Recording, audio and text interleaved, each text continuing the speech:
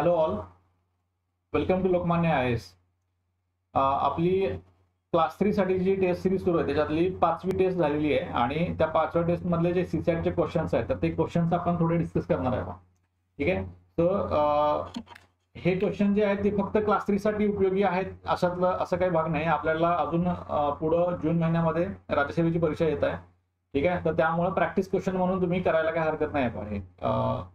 हे 15 क्वेश्चन्स आहेत तर ते वन बाय वन आपल्या समोर येतील. तर तुमच्याकडून काय एक्सपेक्टेड आहे की क्वेश्चन आल्यानंतर तो पॉज करायचा आणि त्याच्यानंतर तुम्ही स्वतः ट्राय करा आणि त्याच्यानंतर मग त्याचं एक्सप्लेनेशन जे आहे ते पहा असं तुमच्याकडून एक्सपेक्टेड आहे. ठीक आहे. सो प्लीज याचा फायदा करून घ्या.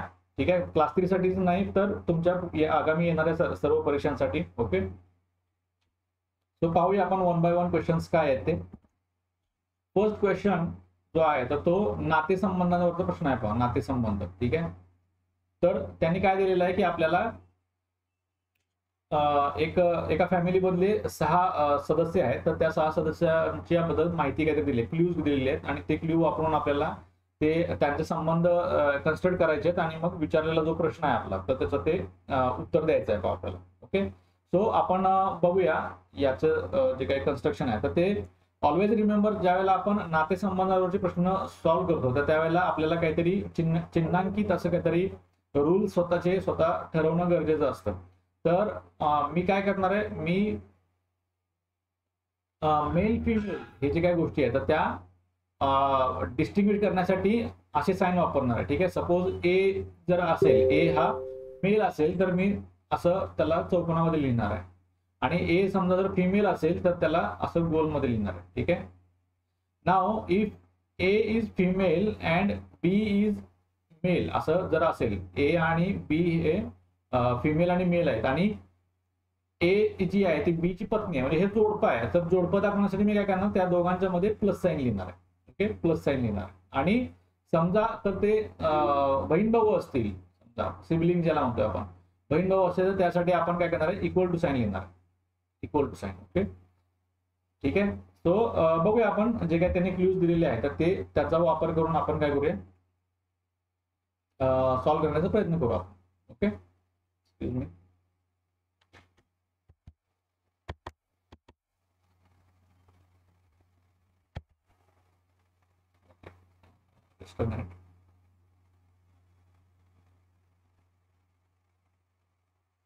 ओके. ओके. सो पहिला क्ल्यू काय आहे, त्यांनी काय म्हणते, प्रश्न वाचूया अगोदर. एका कुटुंबातील 6 सदस्य A B C D E आणि एफ हे IAS IPS IRS IFS DYSP 6 मित्र, हे 6 मित्र हे जसं इग्नोर केलं तरी चालेल. ठीक आहे. मित्र वगैरे काय नाही, ते एकाच कुटुंबातील सदस्य आहेत आणि PSI आहेत. ठीक आहे. म्हणजे त्यांचं 6 जण आहेत मेंबर्स आणि त्यांचं जे काही सर्व्हिस दिली आहे तर ती दिलेली आहे. IAS IPS जे काय असेल ते 6 सर्व्हिसेस दिलेले आहेत त्यांनी. ठीक आहे. म्हणजे पूर्ण अगदी स्पर्धा परीक्षांनी भरगच्च अशी असलेली हे आहे, फॅमिली आहे ती, गव्हर्नमेंट सर्वंट सगळं. ठीक आहे.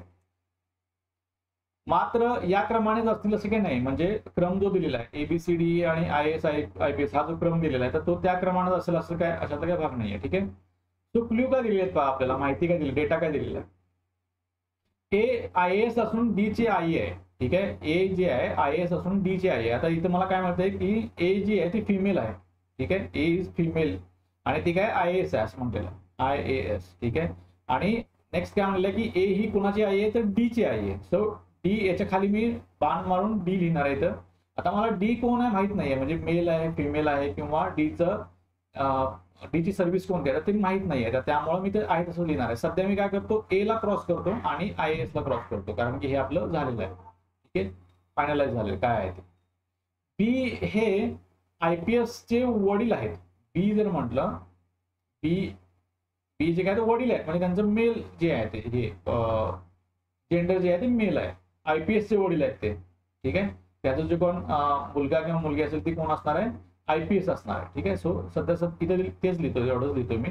आणि मला माहित नाहीये सध्या इथं कोण आहे, म्हणजे त्यांचा मुलगा मुलगी कोण आहे माहित नाहीये, त्यामुळे ते ब्लँक ठेवतो सध्या. आणि काय म्हटलं की मात्र ते IFS नाही आहेत, म्हणजे बी जे आहे ते IFS नाही आहेत. B is not an IFS. Okay. पाहूया आपण आता पुढची जी काय क्लिअर होती बघूया. ई हे एफ ह्या IPS चे आजोबा आहेत असं म्हटलंय त्यांनी, आजोबा. ठीक आहे.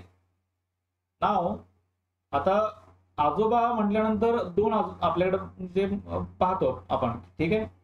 IPS चे आजोबा आहेत. ठीक आहे. हे इथं इथं जे कोण असणार आहे तर त्या IPS चे आजोबा आहेत. ठीक आहे. कोण आहे ते ES आहेत. आता ज्या वेळेला आजोबा म्हटल्यानंतर मेल आहे ऑफकोर्स. ठीक आहे.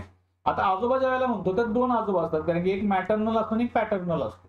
ठीक आहे. मॅटर्नल आणि पॅटर्नल असतो, म्हणजे आईचे वडील त्यांना सुद्धा आजोबाच म्हणतो आपण, आणि वडिलांचे वडील आहेत त्यांना सुद्धा आजोबाच म्हणतो आपण. ठीक आहे. तो सध्या मी ई जे आहे ते इथं आहे तसं लिहितो, तर मला माहित नाही की ते पॅटर्नल आहेत की मॅटर्नल आहेत हे माहित नाही मला. ओके. सो ई आहे तसंच वरती लिहितो. बीचा विवाह डी ह्या DYSP झालेला आहे. बी जे आहे, आता बीचा विवाह कोणाशी झालेला आहे, डी बरोबर झालेला आहे. आता बी जर मेल असेल तर डी हे ऑफकोर्स फिमेल असणार आहे, आणि डी हे DYSP म्हणून सांगितलेलं आहे, DYSP. ठीक आहे. सो आता हे जे काय हे जोडपं तयार झालेलं आहे या ठिकाणी. ओके. नाव आणि तिसरी शेवटची इन्फॉर्मेशन त्यांनी काय दिलेली आहे की सी हे ए ची नात असून IRS आहे. सी जी आहे ती ए ची नात आहे. ए ची नात म्हणजे ए ची मुलगी कोण दिलेली आहे, डी दिलेली आहे, आणि डी ची मुलगी असणार आहे. नात म्हणलेलं आहे. सी ही नात आहे म्हणजे ती मुलगी आहे. ठीक आहे. फिमेल आहे. तो सी आता इथं म्हणतो मी, आणि ती कोण आहे, IRS आहे. नाव IAS फायनल झालंय, IPS फायनल झालं, IRS फायनल झालंय, DYSP फायनल झालंय. ठीक आहे. आणि उरले कोण, IFS आणि PSI राहिलेले आहेत. मग इथे काय म्हणलेलं की बी जे आहे ते IFS नाही आहेत, म्हणजेच कोण असणार आहे ते PSI असणार आहे. ठीक आहे. PSI असणार आहे, आणि उरलेले जे आहे ते IFS असणार आहे. ते IFS आपल्याला इथं देता येते. ठीक आहे. IFS इथं देता येते. नाव ठीक आहे. आता आता जरा लक्ष द्या. ठीक आहे. या ठिकाणी आता उरले कोण, इथं IPS जे आहे, IPS म्हणजे उरलेला कोण, इथं ए फायनल झाले, डी फायनल झालेलं आहे, बी फायनल झालेलं आहे, सी सुद्धा फायनल झाले, ई सुद्धा फायनल झालेलं आहे. राहिलं एफ, म्हणजे एफ इथं असणार आहे. एफ कोण आहे मला माहित नाही, म्हणजे मेल फिमेल आहेत माहित नाही. आणि त्यांनी काय सांगितले की एफ ची म्हणजे IPS चे आजोबा कोण आहेत, तर ई हे आजोबा आहेत. आता ई हे आजोबा जे आहेत तर ते मे बी मॅटर्नल असतील किंवा पॅटर्नल असतील, डोंट नो. ठीक आहे. तर यांनी काय म्हणलेलं की ए चे पती कोण असं म्हटलेलं आहे, ए चे पती कोण असं म्हटलेलं आहे. ठीक आहे. तर आता ए च्या जनरेशनला कोण आहे, तर ई हे आहे. ठीक आहे. समजा ई हे एफ चे मॅटर्नल आजोबा असतील, मॅटर्नल म्हणजे आईचे वडील असतील, म्हणजे आई इथं आहे तर ते आईचे वडील जर असतील तर ऑफकोर्स काय असणार आहेत, ऍक्च्युली इथं येताना काय होणार आहे की ए आणि ई हे हजबंड वाईफ होणार आहेत. ठीक आहे. अदरवाईज जर समजा अदरवाईज ते जर पॅटर्नल पॅटर्नल आजोबा असतील, ठीक आहे, पॅटर्नल ग्रँडफादर जर असतील म्हणजे वडिलांचे वडील जर असतील तर ठीक आहे, तर काय होतील ते इथं ऍक्च्युली जे इनलॉज होतील तयार, ए आणि ई जे असतील ते इनलॉज तयार होतील. इनलॉ म्हणजे आपल्याकडे ते विहीन वगैरे म्हणतो बा आपण. ठीक आहे. ते त्या संदर्भामध्ये तर इथे कसं आहे, अजून इथं कन्फ्युजन एक काय आहे की ऍक्च्युली काय म्हणलेलं आहे, सी जे आहे ती ई ची नात असं म्हटलेलं आहे. ठीक आहे. सी जे आहे ती ई ची नात म्हटलेलं आहे. तो अगेन आपल्याला कन्फ्युजन आहे की ए जी आहे ती एक्झॅक्टली डी ची हे आहे. ठीक आहे. तर डी ची आई दिलेली आहे, ती ऑलरेडी काय आहे, डी ची आई दिलेली आहे. ठीक आहे. सो त्यामुळे काय आहे की आपलं जर कन्फ्युजन कशामध्ये आहे तर ई जे आहे ते ईचं ए शी संबंध काय आहे, नातं काय आहे, whether she is whether they are husband wife और दे आर इन लॉज असं आपल्याला माहित नाहीये. तर त्यामुळे काय होणार आहे, आपण जे उत्तर लिहिताना काय लिहिणार आहे, सांगता येत नाही हे उत्तर लिहिणार आहे आपण. ठीक आहे. सांगता येत नाही. ओके. सो अशा पद्धतीने ते नाते संबंध जे आहे ते नाते संबंध आपल्याला अशा पद्धतीने सॉल्व्ह करता येतील. नेक्स्ट क्वेश्चन काय आहे, ठीक आहे, नेक्स्ट क्वेश्चन जो आहे तो काय आहे, एक व्यापारी एक वस्तू 600 रुपयाला विकत घेतो, त्यावर त्याला अशी छापील किंमत लिहायची आहे की लेबलवरील किमतीवर 10% सूट दिल्यानंतर त्याला खरेदीवर 20% नफा होईल. ठीक आहे. खरेदीवर 20% नफा होईल. आता त्याने काय म्हटलेलं आहे की खरेदी किंमत जी काय आहे, खरेदी किंमत किती दिली आहे, डायरेक्ट दिलेली आहे त्यांनी 600 रुपये दिलेली आहे. आता त्यावर त्याला अशी छापील, त्या वस्तूवरती जी काय आहे ती छापील किंमत अशी लिहायची आहे, म्हणजे छापील मध्ये काय प्रिंटेड जी आहे दर्शनी जी काय किंमत असणार आहे ती अशी लिहायची आहे की लेबलवरील किमतीवर, त्या लेबलवर म्हणजे जी प्रिंटेड किंमत आहे त्याच्यावरती त्याला 10% सूट द्यायची. ठीक आहे, 10% सूट द्यायची आहे. आणि दिल्यानंतर त्याला खरेदीवर म्हणजे 600 रुपयावर 20% नफा व्हायला पाहिजे. म्हणजे फायनली त्याला नफा कोणता व्हायला पाहिजे, तर 20% नफा व्हायला पाहिजे. हे 20% नफा व्हायला पाहिजे हे जर आपल्यासाठी महत्वाचं आहे.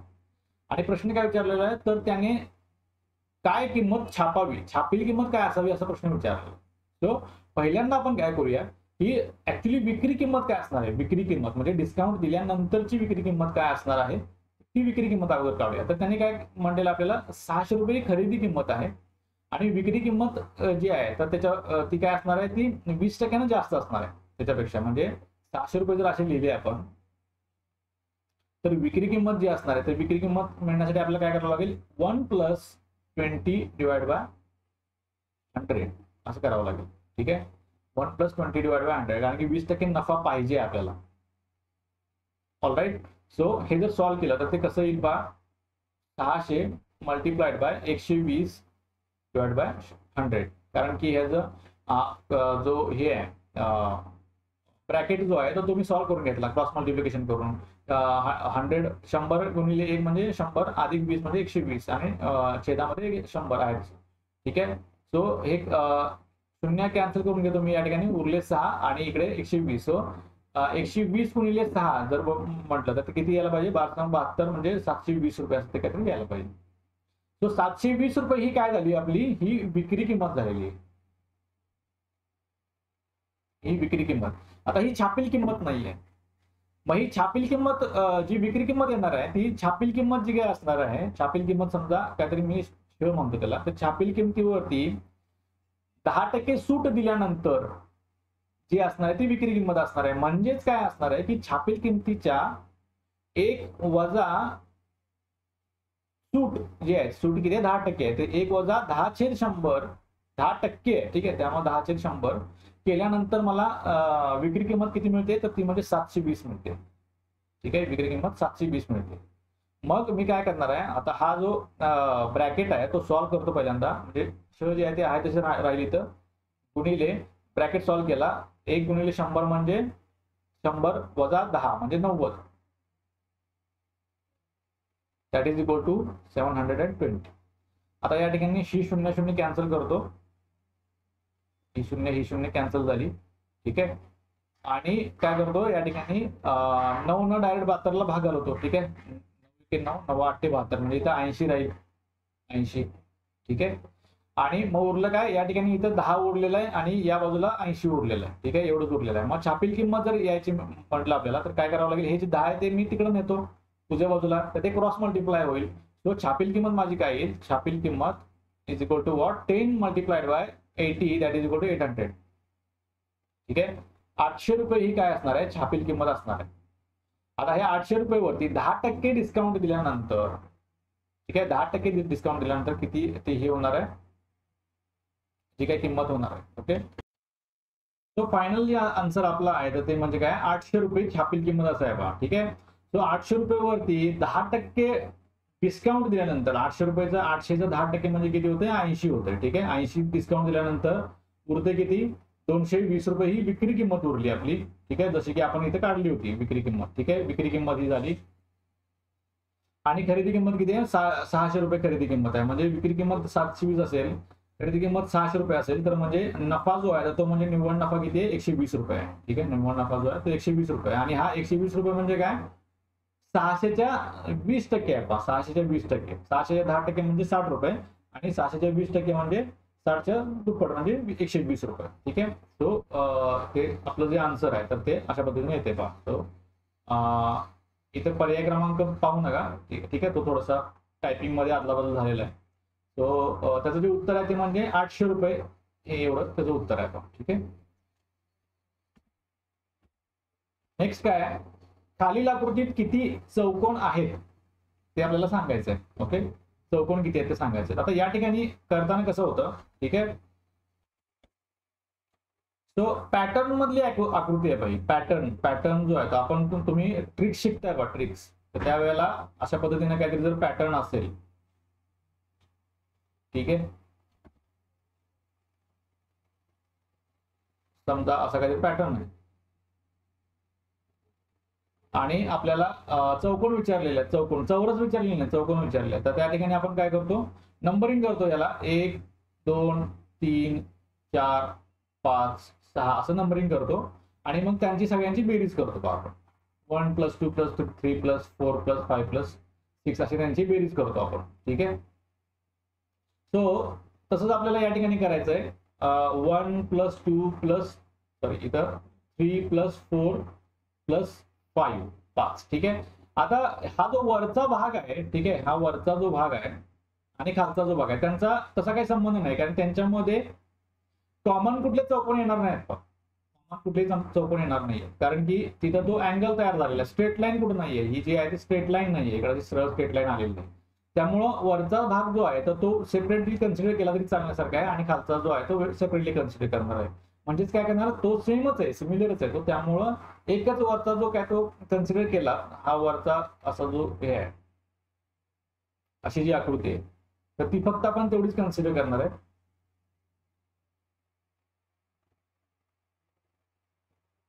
एवढीच कन्सिडर करणार आणि त्याची दुप्पट करणार. मग त्याची चौकोनातली काउंट करून मग त्याला दुप्पट करणार आहे आपण. ठीक आहे. सो मग त्याची बेरीज किती होईल पहा. ठीक आहे. 1 + 2 + 3 + 4. मग याची 1 + 2 = 3, 3 + 3 = 6, 6 + 4 = 10 आणि 10 + 15 म्हणजे 10 + 5 म्हणजे 15. टोटल हे 15 होते. हे 15 आणि खालचे 15 असे टोटल जर मिळून केले तर ते 30 होतात आपले. ठीक आहे. So answer option B is correct. Otherwise त्याची दुसरी एक मेथड कशी आहे, ठीक आहे, ज्या वेळेला अशा पद्धतीनं आपलं काहीतरी स्ट्रक्चर असतं 1 2 3 4 5 म्हणजे 6 जर आहे तर शेवटचा क्रमांक कोणता आहे, 6 आहे. ठीक आहे. शेवटचा क्रमांक 6 आहे. तर 6च्या पुढची जी नैसर्गिक संख्या आहे ती घ्यायची 6, पुढची नैसर्गिक संख्या 7, त्यांचा गुणाकार करायचा आणि त्याला 2 न डिवाइड करायचं. ठीक आहे. त्याला 2 न डिवाइड करायचं म्हणजे 6 7 42 divide by 2 that is equal to what 21. 42 divide by 2 म्हणजे 21 असं ते होईल. म्हणजे ह्या केसमध्ये आपल्या प्रश्नातल्या केसमध्ये जर अप्लाय करायचं झालं तर कसं करता येईल ते, मग 5 शेवटचा अंक कोणता येतो आपला 5 येतोय. 5च्या पुढची संख्या जी घेणार आपण 5 × 6 डिवाइड बाय 2 करणार म्हणजे 5 × 6 म्हणजे 30, 30 डिवाइड बाय 2 म्हणजे 15. ठीक आहे. असं ते शॉर्टकट जो आहे तो शॉर्टकट असा वापरायचा आणि ते इथले 15 आणि इथले 15. ठीक आहे. तो मिळून ते 30 होणार. ओके कशी. ओके. अदरवाइज शॉर्टकट जरी माहित नसेल तर डायरेक्ट तुम्ही काउंट करू शकता. काउंट करताना फक्त म्हणजे ती हे घ्यायची, काळजी घ्यायची की आपण नक्की काउंटिंग आपलं चुकणार नाही. एक्झॅक्टली ते सगळे पॉसिबल चौकोन जे असतील त्याच्यामध्ये येतील हे त्याची काळजी घ्यायची. ठीक आहे.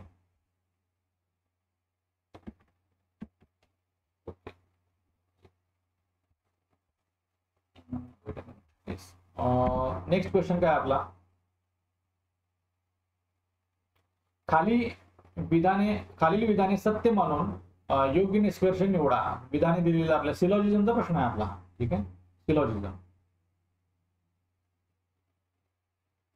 विधाने दिलेली आहेत, 3 विधाने आहेत आणि त्याच्यावरती काहीतरी निष्कर्ष दिलेले आहेत. ओके. निष्कर्ष दिले तर ते आपल्याला पाहायचे आहेत, म्हणजे ते मॅच होत आहेत की नाही. ठीक आहे. तर बघू आपण विधाने काय दिलेली आहेत. सर्व बदाम काजू आहेत. ठीक आहे. सर्व बदाम जे आहेत ते काजू आहेत आणि पुढचं काय म्हणलेलं आहे, सर्व काजू बदाम आहेत. म्हणजे दोन्ही बाजूने दिले आहेत ते. ठीक आहे. बाय डायरेक्शनल आहे ते रिलेशन जे आहे ते. सर्व बदाम काजू आहेत आणि सर्व काजू हे बदाम आहेत. म्हणजेच काय, दोन्हीसाठी आपण लिहिताना काढताना जे काय सर्कल जे आहे ते एकच काढणार आहे आपण. या ठिकाणी काजू जे आहेत हे बदामच आहेत. ठीक आहे. काजू आणि बदाम हे सेमच सर्कल काढणार आहे आपण. ओके. सर्व काजू बदाम आहेत आणि सर्व बदाम काजू आहेत असं काढणार. आणि तिसरं विधान त्यांनी काय म्हणलेलं आहे, बहुसंख्य अंजीर काजू आहेत असं म्हणलेलं आहे. बहुसंख्य अंजीर म्हणजे मी काढताना हे कशी काढणार आहे, दुसरी अंजीर जे दाखवायचं झालं तर मला मी कसं दाखवणार आहे, अशा पद्धतीने दाखवू शकतो. आता बहुसंख्य म्हणलेलं त्यांनी म्हणजे इथं किती नंबर आहे हे माहित नाही आपल्याला ते. सो आपण कसंही कन्सिडर केलं की काय हरकत नाही. पण बहुसंख्य म्हटलेलं आहे, पण सर्व म्हटलेलं नाहीये त्यांनी, सर्व म्हटलेलं नाहीये, बहुसंख्य म्हटलेलं आहे. त्यातले अंजीर जे सगळे अंजीर आहेत त्यातले काही बहुसंख्य अंजीर जे आहेत काजू आहेत. म्हणजे काय, जे उरलेले आहेत ते काजू नाही आहेत असं त्याचा अर्थ होतोय बा. जे उरलेले ते काजू नाहीत असं त्याचा अर्थ होतोय. सो निष्कर्ष काय निघतो बा आपलं, ठीक आहे. निष्कर्ष जर बघायचं म्हटलं, पहिला निष्कर्ष काय, काही बदाम अंजीर आहेत, ठीक आहे. तर ऑफकोर्स ते दिसतेच आपल्याला इथं, ठीक आहे. काजू आणि बदाम जे आहे त्यांचं सर्कल सेमच आहे, तर त्याच्यामुळे काय होणार की ते बदामाचं जे काही सर्कल आहे ते अंजीर सोबत सुद्धा ओव्हरलॅप होते थोडंसं. त्यामुळं काही बदाम हे अंजीर आहेत हे सत्यच आहे पण, ठीक आहे. आणि दुसरं काय म्हणले की काही काजू हे अंजीर आहेत, ठीक आहे. ते सुद्धा आपलं बरोबर येते, बिकॉज आपलं सर्कल जे आहे ते सेम सर्कल आहे. आणि हे काही काजू अंजीर आहेत हे आपलं स्टेटमेंट सी मध्ये दिलेलं आहे, स्टेटमेंट सी मध्ये दिलेलं आहे already. So that is Y दोन्हीही जे पर्याय आहेत ते आपले बरोबर येतात. सो ऑप्शन 3 हे बरोबर येईल, ठीक आहे. दोन्ही निष्कर्ष आहेत ते बरोबर येतात.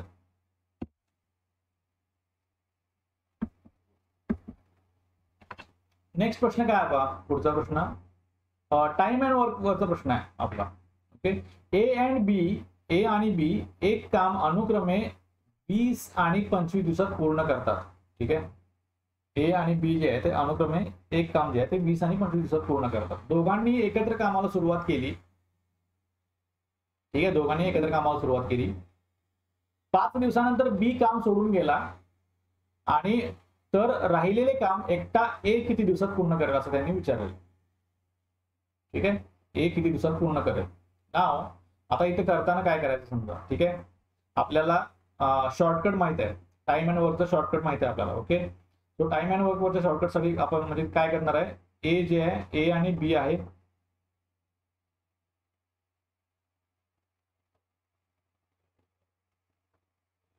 तर ए किती दिवसात काम पूर्ण करतोय, 20 दिवसात, आणि बी 25 दिवसात पूर्ण करतोय, ठीक आहे. 25 दिवसामध्ये. तर आपण काय करणार आहे की ह्या दोघांसाठी एक लसावी काढणार आहे. लसावी किती येणार आहे तो माझा 20 आणि 25 चा लसावी तोंडी काढायचा. आता हा याच्यासाठी काय पेन पेपर घेण्याची गरज नाहीये.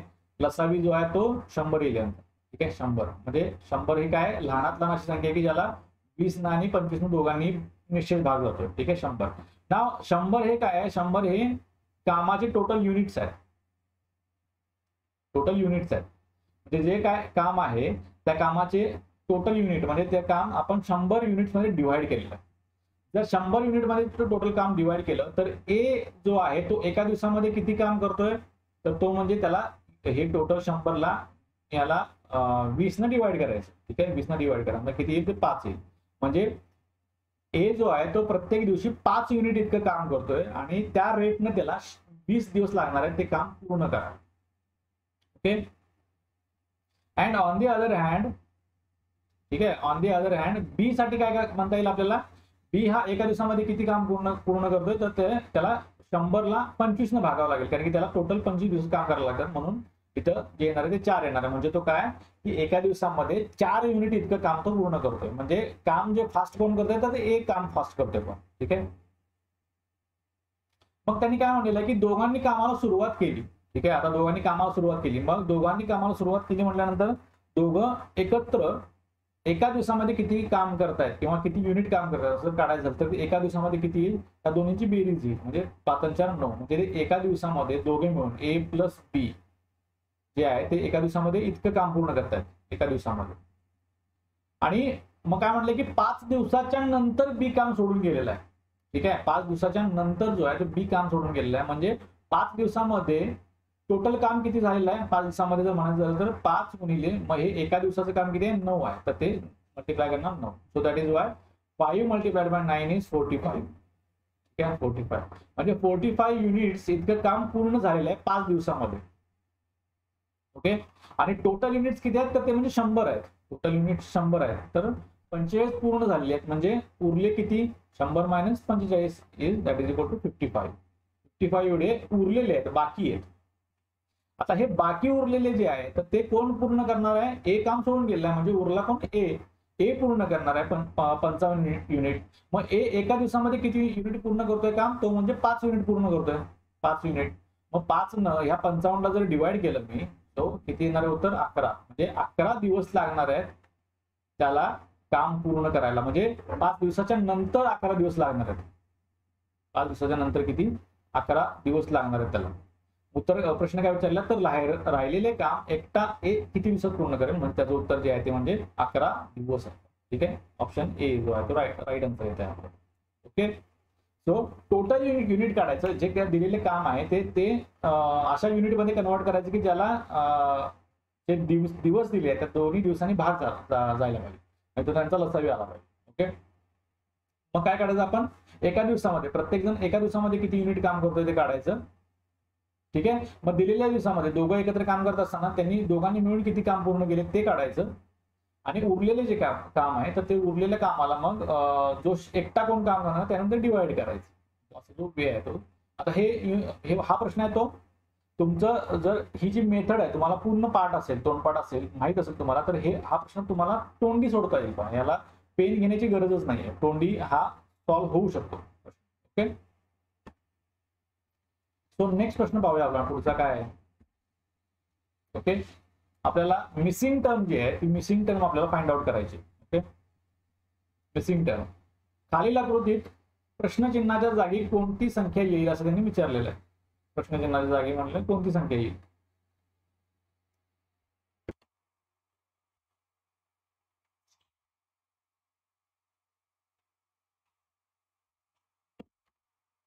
ओके, सो नेक्स्ट प्रश्न जो आहे आपला तो मिसिंग टर्म वरती आहे. मिसिंग टर्म जे प्रश्नचिन्हाच्या जागी काय करायचं आपल्याला मिसिंग टर्म फाइंड आउट करायचे. ओके, सो आपल्याला काहीतरी स्ट्रक्चर दिलेलं आहे. ठीक आहे, त्रिकोण दिलेले आहेत आणि अल्फाबेट्स काहीतरी दिलेले आहेत. ओके, आणि अल्फाबेट्सचं जे काय हे आहे तर ते स्टडी करायचं आपल्याला आणि त्याच्यावरून ते काढायचं आपल्याला. ओके, सो थोडं तुम्ही ट्राय करा स्वतःहून, मी डायरेक्टली याचं आन्सर जे आहे ते सांगून देतो तुम्हाला कसं आहे ते. ठीक आहे, आता या ठिकाणी आपल्याला काय करावं लागतं, ABCD जे काय आपले अल्फाबेट्स दिलेले आहेत तर ठीक आहे, तर त्यांचं नंबरिंग करायचं 1 to 26 जे आहे 26. मग आपल्याला ते प्रत्येक अल्फाबेट जो आहे तर तो कोणत्या नंबरला येतो ते माहित पाहिजे आपल्याला. ओके, तर ए जो आहे एचा नंबर फर्स्ट 1 नंबरला येते ते. ठीक आहे, एक नंबरला आहे. त्यानंतर बी जे आहे तर बी 2 नंबरला आहे. सी आहे का इथं, सी नाही आहे, सो पुढचा कुठला घेणार डी घेणार. डी कोणत्या नंबरला आहे 4 नंबरला. ई आहे, ई कोणत्या नंबरला आहे 5 नंबरला येतो. ठीक आहे, एफ आहे का या ठिकाणी, एफ नाहीये, एफ. त्यानंतर जी किती नंबरला येईल, मग जी 7 नंबरला येईल. Okay, 7 number. आणि त्याच्यानंतर मग एच आहे, एच किती येईल 8 नंबर येईल. आय आहे का, आय नाहीये. जे आहे का, एच आय जे. के किती नंबरला येईल, के 11 नंबरला येईल. ओके, के 11 नंबरला येईल. आणि एल नाहीये, एम आहे, एम सॉरी इथं. ओके, के जे आहे ते 11 नंबरला येईल आणि एम जे आहे ते आपलं 13 नंबरला असतं. तो हे नेहमी माहित पाहिजे आपल्याला. ठीक आहे, इजोटी हे जे काय शॉर्टकट आहे त्यासाठी, इजोटी. तर इजोटी म्हणजे काय, ई जे असतं ते 5 नंबरला येतं, जे आहे 10 नंबरला, ओ जे आहे 15 नंबरला, टी 20 नंबरला आणि वाय जे आहे ते 25 नंबरला असतं. ठीक आहे, म्हणजे हे डायरेक्टली माहित असलं आपल्याला की मधले जे आहेत ते मधले आपल्याला काढता येतात. Okay, so this is one shortcut. Another shortcut is MN. MN is also shortcut. ठीक आहे, MN काय आहे, MN हा अल्फाबेट मधला सेंटर पॉइंट आहे दोन्ही. म्हणजे एम जे आहे ते 13 आहे आणि एन जे आहे ते 14 नंबरला येतं. आता एम पर्यंत 13 आणि एमच्या नंतर 13 असं ते आहे पण. ठीक आहे, सो त्यांचं जे नंबरिंग आहे 13 14 असं नंबरिंग येतं. सो हे माहित पाहिजे आपल्याला. नाव ओके, सो आता आपल्याला काय करायचंय, आता आपल्याला हे जे अल्फाबेट्स आहेत ते पहिला त्रिकोण आपण घेतलेला आहे. हे जे काय पहिला त्रिकोण आहे तर तो पहिल्या त्रिकोणाचा जरा विचार करू आपण. सो दॅट इज वाय इथं काय येईल, त्रिकोणाच्या जागी आता अल्फाबेट जे आहे तर त्या अल्फाबेटच्या जागी मी त्यांचा नंबर जो आहे तर तो लिहितोय. ठीक आहे, so this is 1, G is 7 and H is what 8 and the middle number is 140. आता इथे काय येतं, इथं रिलेशन जर बघितलं तर इथं रिलेशन असं येतं ते 1 square plus 7 square plus 8 square या सगळ्यांचा जे बाहेरचे जे नंबर्स आहेत त्यांचा स्क्वेअर करायचा आणि तो सगळ्यांचा स्क्वेअर करून तो ऍड करायचा. मग या ठिकाणी काय येईल 1 प्लस 7चा स्क्वेअर जो आहे वर्ग जो आहे तो 49 येईल आणि 8चा स्क्वेअर जो आहे तो 64 येईल. तो किती येते पाहते 49 आणि 1 50 50 आणि 64 म्हणजे 114 येईल ते.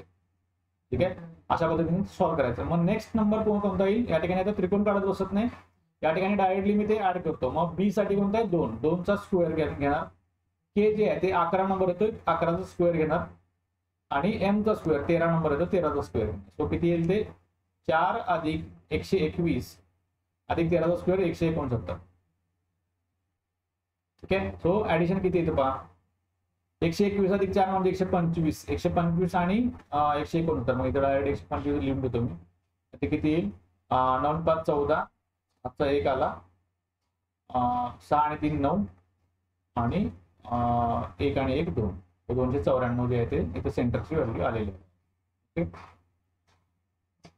आणि थर्ड जे येणार आहे ते थर्ड मध्ये आपल्याला तसं काउंट करावं लागेल. सो डी जे आहे ते 4 नंबरला आहे, तर 4चा स्क्वेअर घेतला अधिक ईचा स्क्वेअर घेतला 5चा स्क्वेअर अधिक आय जे आहे ते आय घेतलं का आपण आय नाही घेतलं. सो आय कितीला येईल एच 8 नंबरला म्हणजे एचच्या नंतर आय येतं H I I is for at 9 number. ठीक आहे 9 नंबरला. सो 9चा स्क्वेअर करून घेतला. So that is why that is equal to 16 plus 25 plus 81. Okay that is equal to what 5 आणि 1 6 आणि 6 12 12 आले आजचा 1 आला 8 आणि 2 10 10 आणि 1 11 आणि 1 12. तो 122. ठीक आहे, ऑप्शन क्रमांक 4 जो आहे तो ते आपलं राईट आन्सर येतो. ठीक आहे, तो स्क्वेअर करून ऍडिशन करायची त्याची. पुढचा प्रश्न बघूया आपण. पुढचा प्रश्न काय आपण अगेन पुढचा प्रश्न आकृतीवरचा आहे, ठोकळ्यावरचा प्रश्न आहे बघा ठोकळा. ओके, खाली एका घनाकृतीच्या 2 अवस्था दिल्या आहेत, तर 4च्या विरुद्ध पृष्ठावर कोणता अंक येईल असं विचारलंय. 4च्या हे 4 आहे या ठिकाणी जरा बदलून घेतो इथं.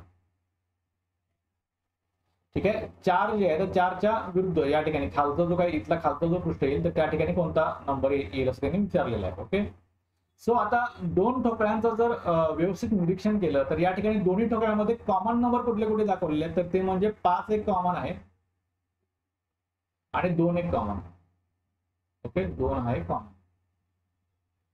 ओके, सो 5 आणि 2चं निरीक्षण केल्यानंतर 5 आणि 2 म्हणजे हे जे पृष्ठ आहेत 5चं पृष्ठ जे आहेत आणि 2चं पृष्ठ जे आहे तर ते 2चे पृष्ठ काय लागून लागून पृष्ठ आहेत. आता हे जे लागून लागून 2 पृष्ठ आहेत तर त्या दोन्हींना लागून लागून असणारे 2 पृष्ठ कुठले असणार आहेत, तर ते म्हणजे ते 2च पृष्ठ असणार आहेत. दोन्हींना लागून लागून असणारे ते म्हणजे 4 नंबरचा एक आहे आणि खालचा जो आहे तो एक आहे. ठीक आहे, दोन्ही ह्या दोन्हींना मिळून लागून लागून असणारे म्हणजे चिकटलेले असणारे ते जे आहे तर तो म्हणजे वरचा एक पृष्ठ आहे आणि खालचा एक पृष्ठ आहे. ठीक आहे, आता पहिल्या आकृतीमध्ये जे दिलेलं आहे तर ते म्हणजे त्या दोन्हीपैकी जे लागून असलेले पृष्ठ आहे त्या दोन्हीपैकी एकावरती 4 हा क्रमांक आहे आणि जो उरलेला जो आहे तर तो म्हणजे दुसऱ्या याच्यामध्ये दिलेला आहे. तो लागून असलेला दुसरा पृष्ठ कुठला आहे तर तो म्हणजे 3 नंबरचा दिलेला आहे. ठीक आहे, म्हणजे तो जो 3 नंबरचा असणार आहे तो म्हणजे कुठला असणार आहे हा खालचा जो असणार आहे तो 3 नंबरचा असणार आहे खालचा. ठीक आहे, म्हणजे याचा अर्थ काय होतोय आता हा खालचा जर 3 असेल वरचा जर 4 असेल म्हणजे 4 आणि 3 हे काय आहेत हे एकमेकांचे विरुद्ध आहेत. ठीक आहे, हे एकमेकांचे विरुद्ध आहे.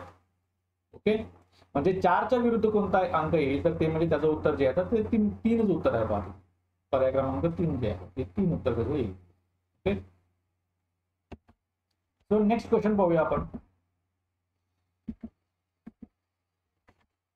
पुढचा प्रश्न हा थोडासा क्लिष्ट आहे पण सोपा प्रश्न आहे. समजला एकदा तर तो सॉल्व्ह करायला सोपा आहे. प्रश्न काय म्हणलेलं त्यांनी, एका व्यक्तीने आपल्या एकूण संपत्तीपैकी 2 सप्तमांश ठीक आहे 2 सप्तमांश भाग पत्नीला दिला. ओके, आता या ठिकाणी आपल्याला हे माहित पाहिजे ओके की ज्या वेळेला आपण 2 सप्तमांश दिला म्हणतोय त्यावेळेला उरला किती हे काढता आलं पाहिजे. उरला किती हे काढताना कसं काढावं लागेल ते मग त्याला 1 मायनस ते 2 सप्तमांश आहे ते असं करावं लागेल 1 मायनस. ठीक आहे, उरला किती तो क्रॉस मल्टिप्लिकेशन केल्यानंतर आपल्याला काहीतरी 5/7 असं काहीतरी येईल. ओके, सो हे काढता आलं पाहिजे, हे लगेच जमलं पाहिजे आपल्याला. उरला किती दिला एवढा तर उरला किती. ठीक आहे, कारण त्यांनी काय म्हटलं की उरलेल्या पैकी उरलेल्यापैकी 3/5 भाग हा मुलाला दिला त्यांनी, मुलाला दिला. ओके, मग त्यातला परत पुन्हा काय उरला जो काय असेल तो काही जो असेल एक्स असेल, समजा काहीतरी एक्स, हा पहिला काय होता एक्स,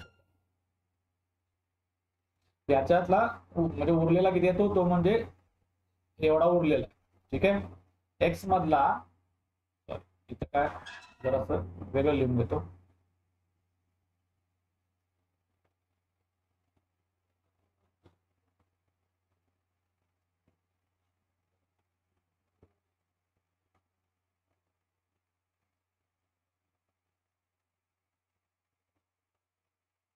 समजा एक्स हा ओरिजिनल अमाऊंट जी आहे ते ओरिजिनल अमाऊंट अशी असेल. ठीक आहे, अगोदर प्रश्न पूर्ण वाचून घेऊया. पहिला प्रश्न आपण पूर्ण वाचलेला नाहीये. काय काय म्हटलेलं त्यांनी, एका व्यक्तीने आपल्या एकूण संपत्तीपैकी 2/7 भाग पत्नीला दिला, उरलेल्यापैकी 3/5 भाग मुलाला दिला, पुन्हा उरलेल्यापैकी 1/4 भाग मुलीला दिला आणि शेवटी उरलेले 4,20,000 रुपये स्वतःसाठी ठेवले.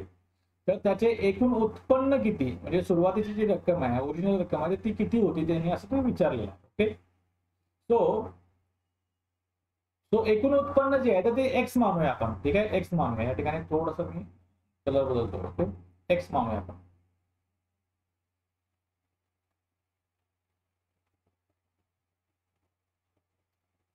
एकूण उत्पन्न जे आहे ते एक्स आहे.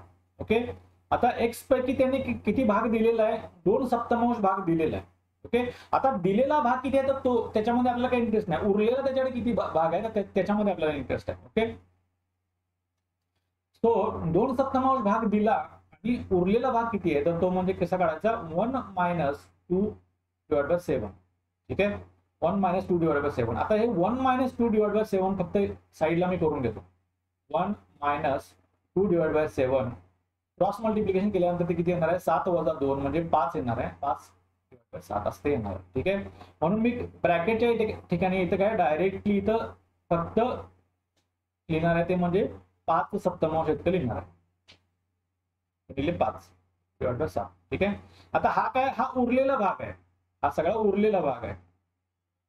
आता याच्यापैकी त्यांनी काय म्हटलेलं आहे की 3/5 भाग पुन्हा त्यांनी काय दिलेलं आहे, मुलाला दिलेलं आहे, मुलाला पाहिजे. ठीक आहे, पुन्हा काय केलेलं आहे, उरलेल्यापैकी ह्या उरलेल्यापैकी 3/5 भाग त्यांनी मुलाला दिलेला आहे. मग त्यापैकी उरला किती, मग ते काढण्यासाठी पुन्हा मग 1 - 3/5 असं केलं तर ते किती येईल, 5 - 3 म्हणजे 2/5. म्हणजे एवढा भाग तो काय ह्याच्या. ठीक आहे, हे जे काय उरलेलं आहे तर ह्याच्या पुन्हा 2/5 भाग पुन्हा उरलेला आहे, दिल्यानंतर उरला भाग. ओके, पुन्हा काय म्हटलेलं आहे की पुन्हा उरलेल्यापैकी 1/4 भाग मुलीला दिला. ठीक आहे, 1/4 भाग मुलीला दिला म्हणजे आता उरला किती तर हा याच्या 1/4 भाग दिला, 1/4 भाग दिलाय म्हणजे उरला किती, 3/4 भाग उरलेला असणार आहे. 3/4 आता आपल्याला तोंडी जमलं पाहिजे, 3/4 उरलेला असणार आहे. आणि मग एवढं दिल्यानंतर उरलेलं जे टोटल बाकी आहे तर ती म्हणजे किती आहे, 4,20,000 एवढी बाकी आहे. 4,20,000. आता हे त्याने काय स्वतःजवळ ठेवलेलं आहे. ठीक आहे, तर त्यांनी विचारताना आपल्याला काय विचारलं की त्याचे एकूण उत्पन्न किती आहे, म्हणजे एक्स विचारलेलं आहे. आता आपल्याला हे समीकरण आपलं तयार झालेलं आहे. तर एक्स काढायसाठी आपल्याला काय करावं लागेल, हे जे काही फ्रॅक्शन्स आहेत, हे अपूर्णांक जे आहेत ते आपल्याला ते उजव्या बाजूला घेऊन जावं लागतील. आता हे गुणाकारामध्ये आहे तर उजव्या बाजूला जाताना ते भागाकारामध्ये जातील. ठीक आहे, मग ते पुन्हा मला गुणाकारामध्ये घ्यायचे असतील तर त्याला काय करावं लागेल, त्याला इन्व्हर्स करून घ्यावं लागेल, त्याचा व्यस्त करून घ्यावा लागेल. So X is equal to कसं होईल ते, X is equal to 4,000 multiplied by 4,20,000 multiplied by ह्याचा सगळ्याचा इन्व्हर्स येईल. पहिल्याचा इन्व्हर्स जो आहे तो 7/5 असा येईल, मल्टिप्लाइड बाय 5/2 असा येईल, मल्टिप्लाइड बाय 4/3 असा येईल.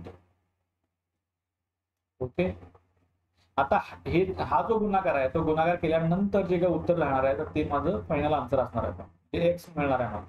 तो काय, आता इथं गुणाकार केला तर 5 कॅन्सल झाले, 2 जे आहे बे के बे, इथं बे दोन्ही 4, 2 राहिले. सो अंशामध्ये जे आहे ते अंशामध्ये काय राहिलेलं आहे, आता इथं 3 जे आहे 3 पुन्हा इथं 42 ला भाग करू शकतो मी.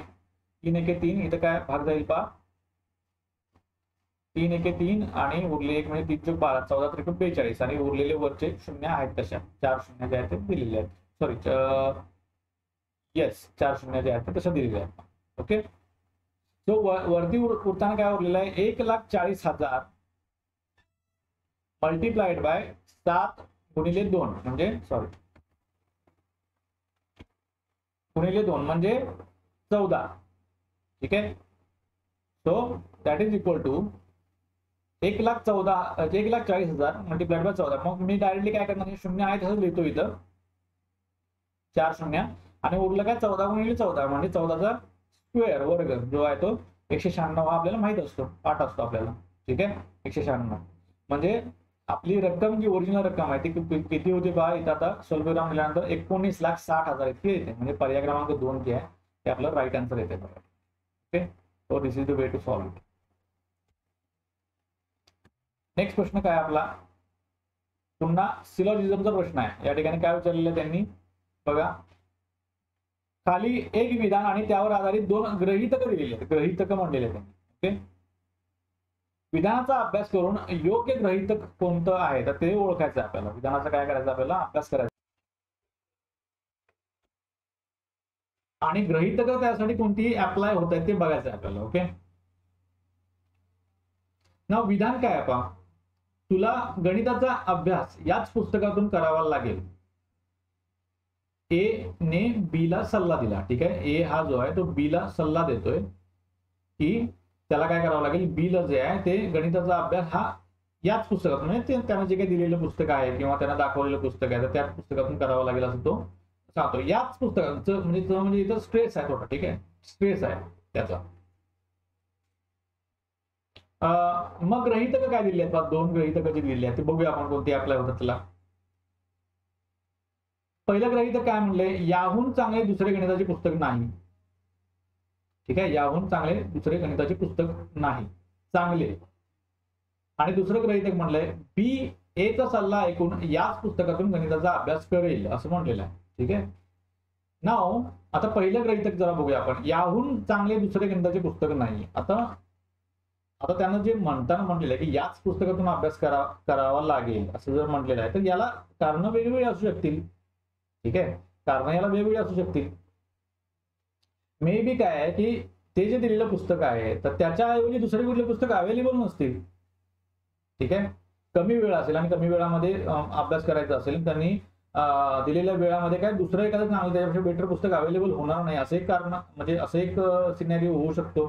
ठीक आहे, किंवा याच्यापेक्षा दुसरी जी चांगली पुस्तकं आहेत तर ती अफोर्डेबल नसतील असं पण असू शकेल. ठीक आहे, कदाचित ती महागडी असतील जास्त.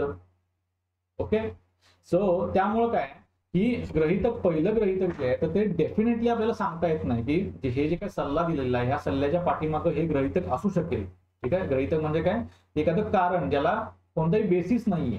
ठीक आहे, बेसिस कोणताही नाहीये तर आपण डेफिनेटली सांगू शकत नाही की हेच गृहीतक त्या ठिकाणी असू शकेल म्हणून. ठीक आहे, सो दॅट इज वाय आपलं पहिला जो काही गृहीतक आहे त्याला आपण कॅन्सल करणार, एलिमिनेट करणार आहे, ते तिथं लागत नाहीये. सो दुसरं गृहीतक काय आहे की बी ए चा सल्ला ऐकून याच पुस्तकातून गणिताचा अभ्यास करेल. आता सल्ला जो आहे तो सल्ला कुणाला दिला जातो की जे लोक आपला सल्ला ऐकतात.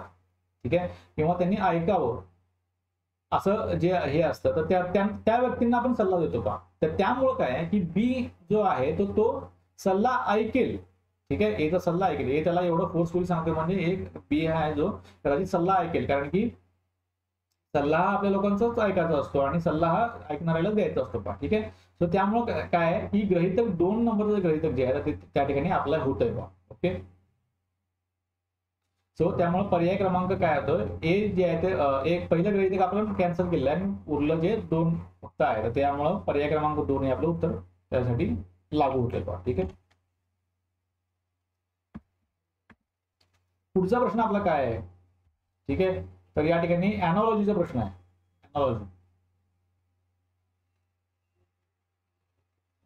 अॅनालॉजी मध्ये काय केलं असतं, आपल्याला एक पेअर दिलेली असते आणि त्यांच्यामधला काहीतरी संबंध असतो, तो संबंध आपल्याला फाइंड आउट करायचा असतो. ठीक आहे, संबंध फाइंड आउट करायचा असतो आणि दुसरी एक पेअर बनवायची असते आपल्याला. त्या दुसऱ्या पेअर मधली एक टर्म दिलेली असते आणि एक टर्म जी आहे तर ती उरलेली जी टर्म आहे ती आपल्याला फाइंड आउट करायची असते, शोधायची असते कुठली आहे ती.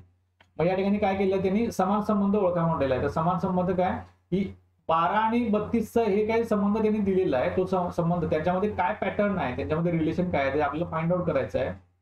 आणि मग पुढचा जो काय आहे ते यांनी काय दिलेलं, डबल वेळेला ते हे दिलेलं आहे. ठीक आहे, अर्धविराम जो आहे, ठीक आहे, अर्धविराम नाही म्हणतात ना, कोलन म्हणतात त्याला, ते 2 वेळा दिलेला आहे. तर पहिली टर्म, दुसऱ्या पेअर मधली पहिली टर्म 15 आहे आणि उरलेली जी टर्म आहे ती फाइंड आउट करायची. आपल्या प्रश्न विचारण्याच्या जागी कोणती संबंध आहे तो सांगायचं आहे. सो आपल्याला इथे काय दिसते माहितीये का, की 12 जे आहे तर ते 12 जे आहे तर त्याचे जर फॅक्टर्स पाडले, ठीक आहे, तर 12चे फॅक्टर्स नाही म्हणता येणार, पण 12ला जर आपल्याला अशा पद्धतीनं आपण एक्सप्रेस केले की 8 अधिक 4, ठीक आहे, 8 अधिक 4 असं एक्सप्रेस केलं 12ला. आणि मग काय केलं, 8 हा एक नंबर आहे आणि 4 हा एक नंबर आहे, तर यांचा मी काय करतो, यांचा गुणाकार करतो. तर गुणाकार केल्यानंतर मला उत्तर काय येते, 8 + 32 असं उत्तर येते. ठीक आहे, 32 जे या ठिकाणी आहे. Okay, so this is the relation. मग आपल्याला काय करायचंय, 15 जे आहे ते 15ला सुद्धा तशा पद्धतीने आपल्याला एक्सप्रेस करायचं आहे. 15ला एक्सप्रेस कसं करू शकतो आपण, 7 अधिक 8 असं एक्सप्रेस करू शकतो आपण, 7 अधिक 8. आणि यांचा जर गुणाकार केला तर ते उत्तर किती, 7 × 8 = 56 असं ते उत्तर येते. सो दॅट इज वाय पर्याय क्रमांक 1 हा बरोबर येतो आपलं उत्तर. ओके, सो त्यांचं जे रिलेशन आहे ते कदाचित तुम्ही ट्राय करून मे बी काही जणांना ते हे झालं असेल, क्लिक झालं असेल लगेच, काही जणांना नसेल झालं तर ते असं त्याचं रिलेशन आहे.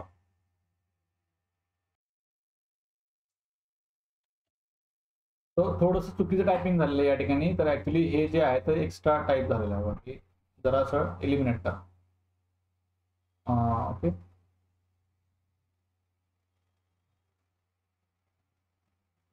जे आहे ते थोडंसं एलिमिनेट करा. सो पाहूया आपण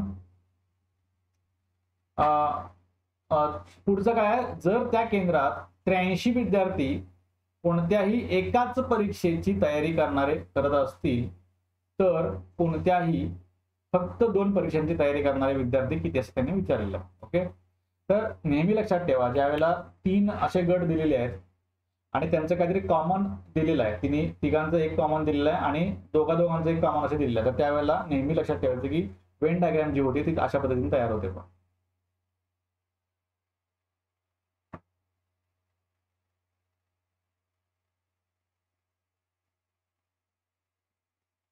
ओके, अशा पद्धतीने वेन डायग्राम तयार होते. आता हे PSI STI कोण आहे ते माहित नाही आपल्याला, ते लिहिण्याची गरज नाहीये, लिहिलं तरी चालतंय, लिहिण्याची काही गरज नाही. तर एक गट जो आहे तर तो म्हणजे कोण आहे, 74चा गट आहे. 74 हा जो काय PSI मी लिहितो या ठिकाणी, तुमचं कन्फ्युजन नको व्हायला. PSIचा जो हे आहे तो टोटली म्हणजे 74 हे टोटल जो काय सर्कल आहे तर ते PSIचं सर्कल आहे आणि ते टोटल विद्यार्थी किती आहेत, 74 विद्यार्थी आहेत. ओके, समजा हे दुसरं सर्कल जे आहे ते STIचं सर्कल आहे, STIची तयारी करणाऱ्या मुलांचं सर्कल आहे, तर ते किती आहेत, 69 आहेत, टोटल 69 आहे. आणि तिसरं सर्कल जे आहे तर तिसरं सर्कल कोणतं आहे, ASOची तयारी करणार आहेत, त्यांचं सर्कल कितीचं आहे, ते म्हणजे 77 विद्यार्थ्यांचं सर्कल आहे. आणि मग पुढे त्यांनी काय सांगितले की 3ही परीक्षांचा अभ्यास करणारे 25 विद्यार्थी आहेत. 3ही परीक्षांचा अभ्यास करणारे विद्यार्थी आपल्याला कुठे सापडतील, ते म्हणजे सेंटरला सापडतील. या ठिकाणी ते 25 विद्यार्थी आहेत. ठीक आहे, इथे ते 25 विद्यार्थी. आता हे जे 25 विद्यार्थी त्यांनी म्हटलेलं आहे ते त्यातलेच आहेत बरं का, म्हणजे 77 74 हे त्यातलेच आहेत ते. ठीक आहे, फक्त त्याचं लिहिताना ते सेपरेट गट त्यांचा तो लिहिलेला आहे आपण. ओके, आता आपल्याला त्यांनी काय सांगितलेलं की जर त्या केंद्रात 83 विद्यार्थी कोणत्याही एकाच परीक्षेची तयारी करणारे असतील, म्हणजे एकाच परीक्षेची तयारी करणारे विद्यार्थी आपल्याला कुठे सापडतील, तर ते म्हणजे इथं एक सापडतात, इथं एक सापडतात आणि इथं एक सापडतात.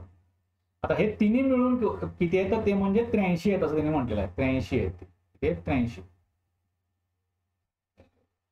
आणि तर कोणत्याही फक्त 2 परीक्षांची तयारी करणारे विद्यार्थी किती आहेत असं त्यांनी विचारलेलं आहे. फक्त 2 परीक्षांची विद्यार्थी 2 परीक्षांची तयारी करणारे विद्यार्थी, मग ते कुठे सापडतात आपल्याला, या ठिकाणी सापडतात. ठीक आहे, इथं एक, इथं एक आणि इथं एक. ठीक आहे, तर ते फक्त 2 परीक्षांचा, या ठिकाणी PSI STIची तयारी करणारे विद्यार्थी कुठे आहेत, तर ते इथं आहेत. ओके, या ठिकाणी आहेत. आणि STI ASOची तयारी करणारे या ठिकाणी आहेत आणि PSI ASOची तयारी करणारे या ठिकाणी आहेत. ठीक आहे, तो ते जे काय आपल्याला काय करायचं, हे 1 2 3 जे काय आहे, 3 इथं लिहिलं नाही मी, पण 3 या ठिकाणी जे काय टोटल विद्यार्थी असतील तर त्यांची टोटल बेरीज सांगायची त्यांना. ते सेपरेटली सांगायचं नाही, तर टोटल बेरीज सांगायची त्यांना. मग मी काय करतो या ठिकाणी, हे जे काही फक्त 2 परीक्षांचे अभ्यास करणारे विद्यार्थी आहेत तर त्यांना सॉरी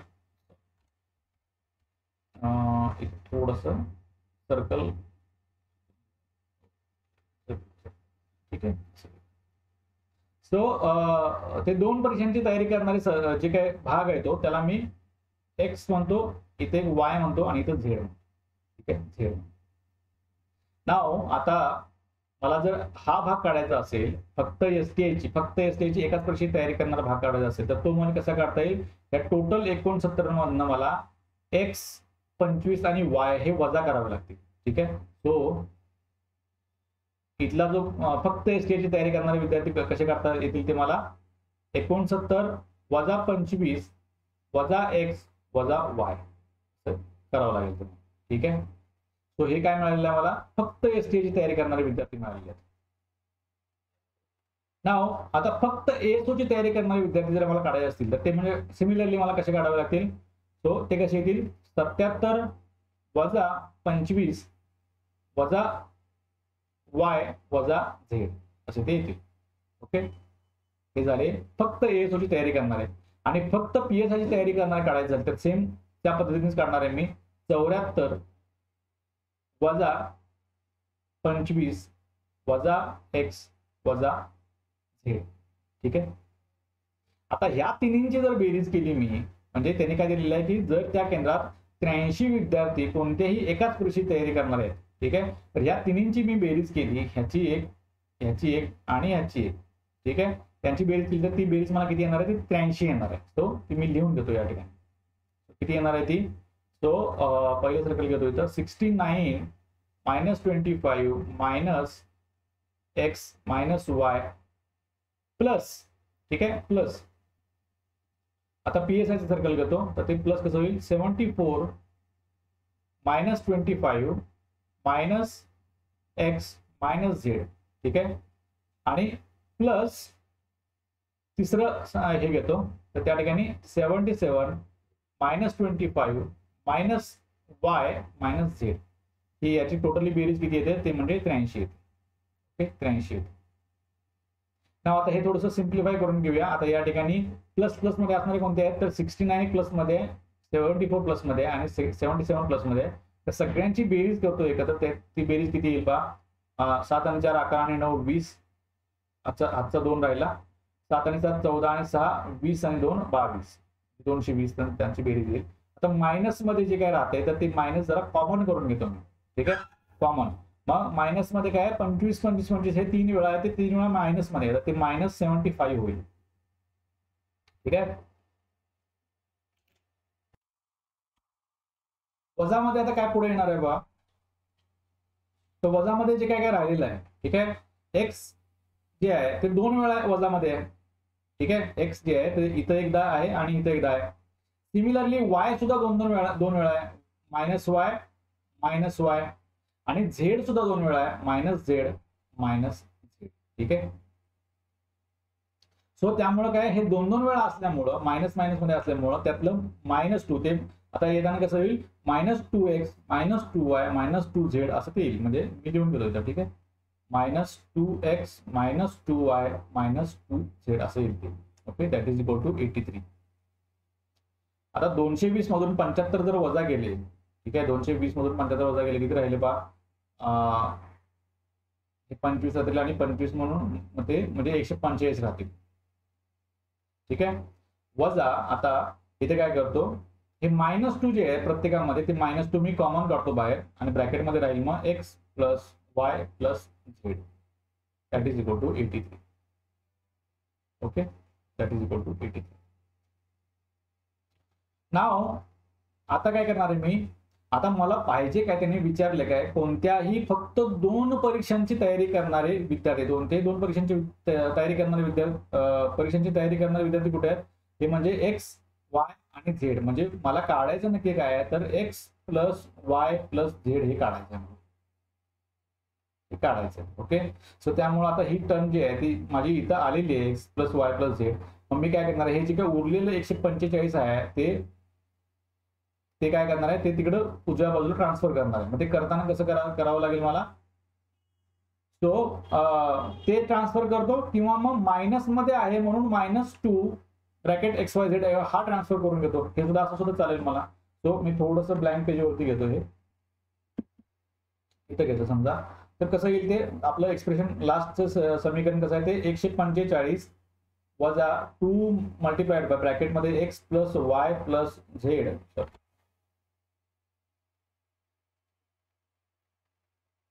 इक्वल टू 83 असं आहे ते. ठीक आहे, सो मी ही जी टर्म आहे तर ही उजव्या बाजूला घेतो, ती काय होईल, प्लस होईल. आणि सायमल्टेनियसली 83 जे आहे ते डाव्या बाजूला घेतो, ते मायनस होईल. ओके, ते प्लस आहे ते मायनस होईल. सो सॉरी,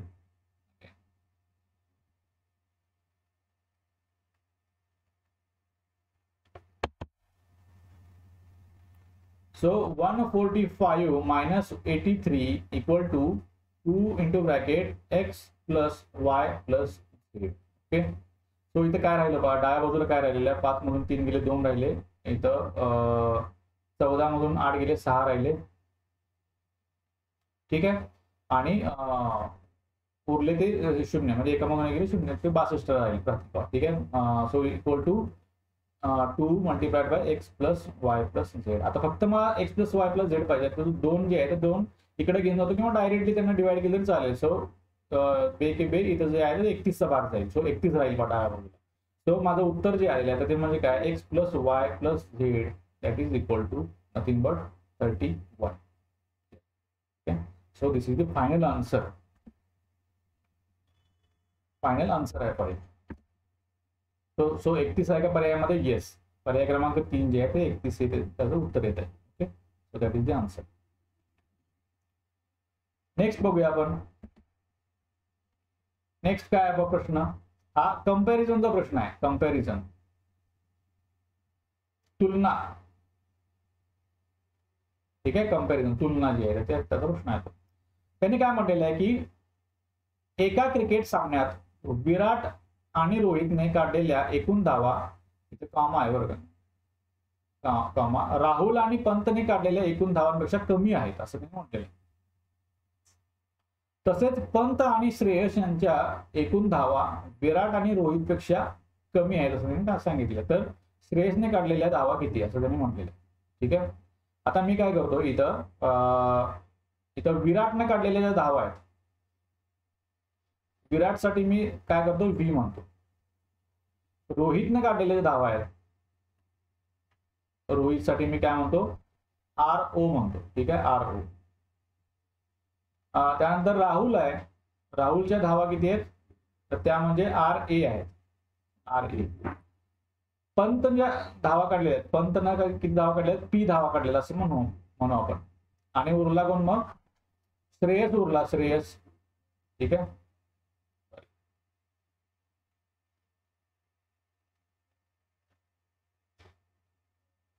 श्रेयस जो आहे तर त्याने किती धावा काढल्या, समजा S एवढ्या धावा काढलेल्या असं म्हणू आपण.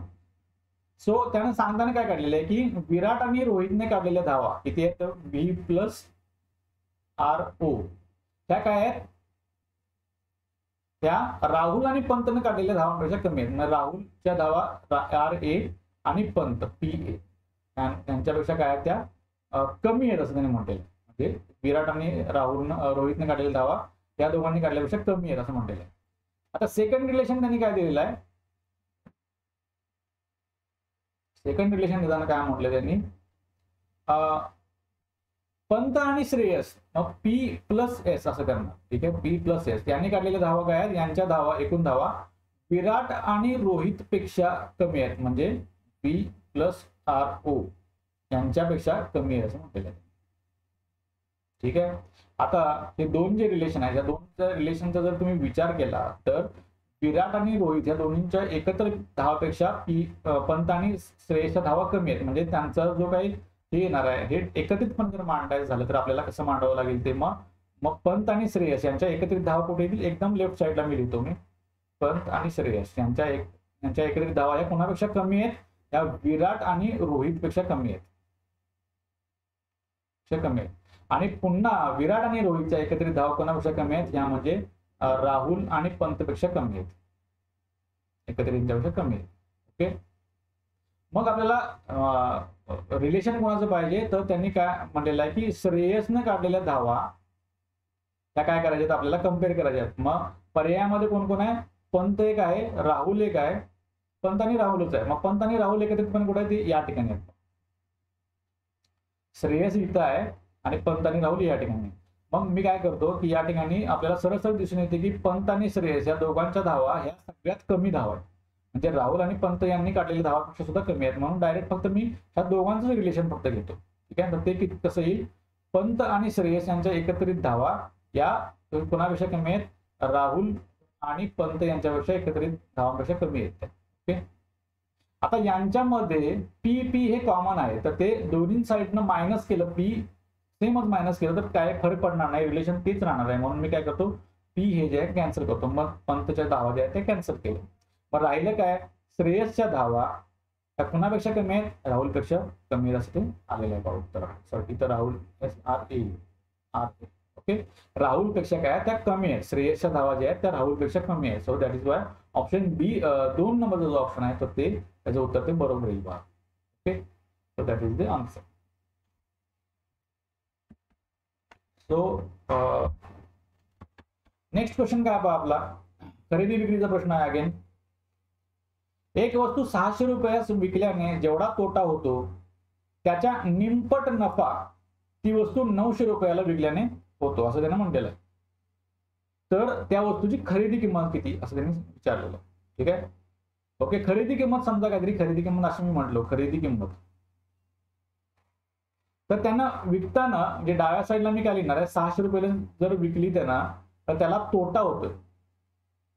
तोटा होतोय म्हणजे कितीचा तोटा होतोय, त्यांना काहीतरी समजा काहीतरी एक्स तोटा होईल किंवा XYZ माहित नाही आपल्याला. आणि त्यांना 900 रुपयाला विकली, त्यात त्याला इथं जेवढा तोटा होतोय त्याच्या दुप्पट त्याला नफा होतोय. ठीक आहे, समजा तोटा काहीतरी 2x असं मानला तर त्याच्या सॉरी दुप्पट नफा नाही होत, निमपट होतोय नफा. ठीक आहे, निमपट त्यांनी सांगितलं. मग 2x एवढा जर तोटा या ठिकाणी मानला तर या ठिकाणी होणारा नफा किती आहे, तर या ठिकाणी x एवढा नफा आहे. ओके, होणारा नफा किती आहे, x एवढा नफा आहे.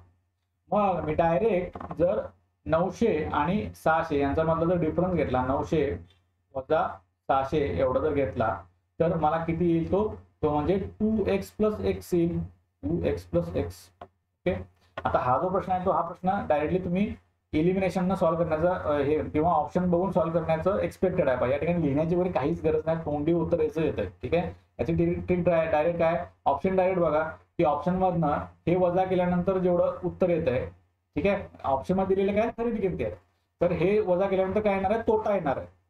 आणि 900 मधनं ती खरेदी किंमत वजा केल्यानंतर काय येणार आहे, आपल्याला नफा येणार आहे. मग बघायचं की तोटा आणि नफा याला कम्पेअर करायचं. तोटा जो आहे तो नफ्यापेक्षा दुप्पट येतो का बघायला पाहिजे आपल्याला. ठीक आहे, समजा मग मी इथं ऑप्शन मध्ये 800 जर घेतलं, 800 मधून 600 वजा केलं तर किती येते, 200 येते. ठीक आहे, आणि 900 मधून 800 वजा केलं तर ते 100 येते. म्हणजे इथं काय नफा जो आहे तो या तोट्यापेक्षा निमपट येतोय सरळ. ठीक आहे, म्हणजे ऑप्शन बी हे जो होते हे डायरेक्टली उत्तर बरोबर येते मग. ठीक आहे, तिथं बाकीचे ऑप्शन काय बघायची गरजच नाही आपल्याला. हे गिमिक आहे, हे कळायला पाहिजे, आपल्या प्रॅक्टिस वरून समजतं आपल्याला. पण आपल्या जे सूत्रानुसार जर काढायला गेलं तरी सुद्धा तसंही काढू शकतो. तर या ठिकाणी एक्स्ट्रीम ज्या व्हॅल्यूज आहेत म्हणजे तोट्यात विकलेली जी काही विक्री किंमत आहे ती एक व्हॅल्यू आणि फायद्यात विकलेली विक्री किंमत आहे ती एक व्हॅल्यू, ती जर घेतली आपण, त्यांचा डिफरन्स घेतला तर तो कसा येणार आहे, तो जो टोटल तोटा आहे आणि टोटल नफा जो आहे तर त्यांची बेरीज येणार आहे. मग ते किती येईल, 300 बरोबर हे 3x येईल. ओके, 3x येईल. सो x म्हणजे किती येणार आहे, x जर काढायचं झालं तर 3 ह्याला 300 ला डिवाइड करावं लागेल. So x is equal to what, 300 divide by 3 म्हणजे 100 राहील. 100 राहील. मग x इथं जे आहे ते x इथं पुटअप जर केलं, नफा किती आहे, टोटल 100 होतोय. मग विक्री किंमत 900 असेल, नफा 100 असेल, तर खरेदी किंमत काढायला काय करावं लागेल, विक्री किंमतीमधून हा जो नफा आहे तो मायनस करायचा. म्हणजे टोटल खरेदी किंमत किती आली, 800 आली. 800. Okay, so that is the answer. 800 directly answer आहे. किंवा इथं एक्स इथं जर ठेवलं तुम्ही 2x झालं म्हणजे ते किती होईल, तोटा किती आहे 200 आहे. मग आपल्याला खरेदी किंमत माहिती आहे, तोटा माहिती आहे, तर विक्री किंमत आपल्याला माहिती आहे 600 रुपये विक्री किंमत, तोटा माहिती आहे टोटल, तर आपल्याला खरेदी किंमत काढायची आहे. तर ते कसं होईल, त्यांचा प्लस करावा लागेल. तर 600 अधिक 200 म्हणजे 800. अगेन तीच उत्तर ते आपले येते, म्हणजे 800 आपलं उत्तर बरोबर येते. ओके, तर that is the answer. Final आहे, तो फायनल बघूया आपण प्रश्न. शेवटचा प्रश्न आहे, एका कंपनीतील 25 कर्मचाऱ्यांचा सरासरी पगार किती आहे, तो 11,000 रुपये सरासरीवरचं हे आहे. त्यातील 4 कर्मचारी निवृत्त होतात, 25 मध्ये 4 गेले, आणि त्यांच्या जागी नवीन 4 कर्मचारी कामावर येतात असं त्यांनी सांगितलेलं आहे. ओके, नवीन कर्मचारी कामावरती आलेले आहेत. तर त्यामुळे सर्वांचा सरासरी पगार 50 रुपयांनी कमी होतो असं म्हणतात. ओके, सर्वांचा सरासरी पगार 50 रुपयांनी कमी होतो. तर निवृत्ती झालेले 4 कर्मचारी आणि नवीन आलेले 4 कर्मचारी यांच्या एकूण पगारातील फरक किती. ठीक आहे, असं त्यांनी विचारलेलं आहे, एकूण पगारातील फरक. आता सरळ सरळ याचं उत्तर ट्रिक जे आहे, तर ती काय करायचं, डायरेक्ट हे फरक जो आहे सरासरी मधला फरक किती आहे, तो म्हणजे 50 रुपये, 50 रुपयाने कमी झालेले आहे. आणि तो फरक घ्यायचा आणि डायरेक्ट ते टोटल नंबर ऑफ ते वर्कर्स किती आहेत, कर्मचारी टोटल किती आहेत, तर त्यांना मल्टिप्लाय करायचं. म्हणजे 25 गुणिले 50 जर केलं तुम्ही, डायरेक्टली त्याचं उत्तर तुम्हाला येऊन जाते. 25 गुणिले 5 म्हणजे 125 आणि वरचे 0 म्हणजे 1250 रुपये. हे जे काय उत्तर आहे ते डायरेक्टली तुम्हाला उत्तर मिळून जाते. ओके, अदरवाईज जर सरासरीचे जे सूत्र वापरून करायचं झालं तर ते कसं करता येईल. मग सुरुवातीचा अगोदरचा सरासरी पगार किती आहे, तो म्हणजे 11,000 एवढा सरासरी आहे. म्हणजे सुरुवातीला कर्मचाऱ्यांचा टोटल पगार जो आहे तर तो किती होईल पगार, तर तो म्हणजे 25 गुणिले 11,000 असा होईल.